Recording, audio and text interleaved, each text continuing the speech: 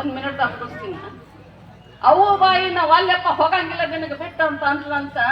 ಅವಾಗ ತಾಯಿ ಹಂಗ ಅನ್ಬೇಡ, ಹೋಗನಿ ಅಲ್ಲಿ ಭಕ್ತರದಾರ, ಭಕ್ತರು ಉದ್ಧಾರ ಆಗ್ಬೇಕಾಗ್ಯಾದ, ಅಲ್ಲಿ ಹೋಗ್ನಿ. ಅಲ್ಲಿ ನೀ ಏನೋ ತಿಳ್ಕೊಬೇಡ, ಹುಬ್ಬಳ್ಳಿ ಒಂದು ಕಾಗಿ ಬಂದು ಸಿದ್ದವಡಪ್ಪ ಬಂದಾನ ಅಂತ ತಿಳ್ಕೊ ಅಂತಂದ್ರ. ನೋಡ್ರಿ ಸಿದ್ದವಡಪ್ಪ ಬಹಳ ಬಹಳ ಬಹಳ ಲೀಲಾಮೂರ್ತಿ. ಬರೀ ಲೀಲೆಗಳಷ್ಟೇ ಅಲ್ಲ, ಅವ ಜೀವನದೊಳಗ ಒಬ್ಬ ಮುಮುಕ್ಷು ಬಂದ್ರ ಮುಮುಕ್ಷು ಯಾವ ಎತ್ತರ ಕೇರ್ಬೇಕು ಆ ಎತ್ತರ ಕೈ ಹಿಡಿದು ಕರ್ಕೊಂಡು ಹೋಗುವ ಏಕೈಕ ಮಹಾತ್ಮ ಸದ್ಗುರು ಸಿದ್ದಾರೂಢ ಮಹಾಸ್ವಾಮಿಗಳು. ಮರೆಯೋಣಂಗಿಲ್ಲ ಅಂತ ಪರಮಾತ್ಮ ಅವರ ಸ್ವರೂಪರೇ ಆಗಿರ್ತಕ್ಕಂಥ ಸದ್ಗುರು ಅಪ್ಪಾಜಿಯವರು ಇವತ್ತ ನಮ್ಮೆಲ್ಲರ ಎದುರಿಗೆ ಉಪದೇಶ ಮಾಡಕ ಬಂದಿದ್ದಾರ. ಬಹಳ ದೊಡ್ಡ ಶಕ್ತಿ. ಅಪ್ಪವ್ರು ಹಚ್ಚಿದ ಜ್ಯೋತಿನಿ ಅದು ಎಲ್ಲಿ ಚಳಕಾಪುರದಾಗ.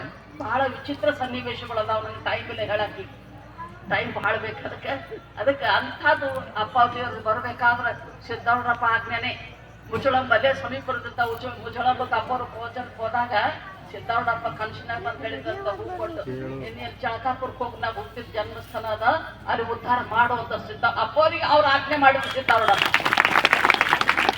ಅದನ್ನ ಹುಡ್ಕೊಂಡು ಚಳಕಾಪುರಕ್ಕೆ ಬಂದ್ರಪ್ಪ. ಚಳಕಾಪುರಕ್ಕೆ ಬಂದ ಅಲ್ಲಿ ಅಲ್ಲಿ ಅಲ್ಲಿ ಸ್ಥಾಪನಾ ಮಾಡಿದ್ರು. ಸ್ಥಾಪನಾ ಮಾಡೋ ಹೊತ್ನಾಗ ಒಂದು ವಿಶೇಷ ಘಟನೆ ನಡೆದಿತ್ತು. ಅಲ್ಲಿ ರಾಮರಾವ ಮತ್ತೊಬ್ಬ ಭಕ್ತ ಸಂಗಪ್ಪ ಅನ್ನೋರು ಅವರಿಬ್ಬರು ಹುಬ್ಬಳ್ಳಿಗೆ ಬಂದಿದ್ರು. ಒಂದು ವರ್ಷದ ಮೊದಲ ಹುಬ್ಬಳ್ಳಿಗೆ ಬಂದ್ರು. ಮಧ್ಯರಾತ್ರಿ ಒಳಗೆ ಬಂದಿದ್ರಂತವ್ರು. ಮಧ್ಯರಾತ್ರಿ ಒಳಗೆ ಬಂದ್ರ ಹಿಂಗ ಬಂದೇವು ನಾವು, ರಾತ್ರಿಯಾಗ ನಮ್ಗೆ ಯಾರು ಉಣ್ಣಾಕ್ ಕೊಡೋರು, ನಮ್ಗೆ ಯಾರು ಕೇಳೋರು ಅಂತ ವಿಚಾರ ಮಾಡೋ ಹೊತ್ನಾಗ ಅಂತ ಮಧ್ಯರಾತ್ರಿ ಒಳಗಿಂದ ಒಬ್ಬ ಮನುಷ್ಯ ಬಂದು ಬರ್ರಿ ನಿಮ್ಗೆ ಊಟಕ್ಕದಲ್ಲಿ ಬರ್ರಿ ಕರ್ಕೊಂಡು ಹೋಗ್ತಾ. ಆಶ್ಚರ್ಯ ಆಯ್ತವ್ರಿ. ಊಟ ಮಾಡಿಸಿದ ಬಳಿಕ ಅದೇ ಕೈಲಾಸ ಮಂಟಪದಾಗ ಮಕ್ಕೊಂಡಿದ್ರಂತ. ಇಬ್ಬರಿಗೂ ಒಂದೇ ಕನಸ. ಏನ್ ಕನಸ ಅಂತ ಕೇಳಿದ್ರ, ಇವತ್ತಿಗೆ ಒಂದು ವರ್ಷಕ್ಕ ಆ ಚಳಕಾಪುರಕ್ಕೆ ನಾನೇ ಬರ್ತೀನೋ ಅಂತ ಹೇಳಿದ್ರಂತ ಸಿದ್ದಾರು. ಇವತ್ತಿಗೆ ಒಂದು ವರ್ಷಕ್ಕೆ ಡೇಟ್ ಬರ್ತಾರ ನೋಡಿ, ಡಿಸೆಂಬರ್ 31.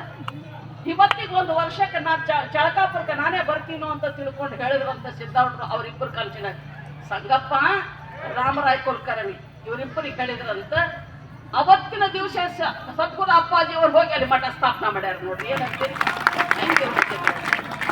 ಅದಕ್ಕೆ ಅನಂತ ರೂಪದಿಂದ ಗುರುನಾಥನ ಲೀಲೆಗಳದಾವ.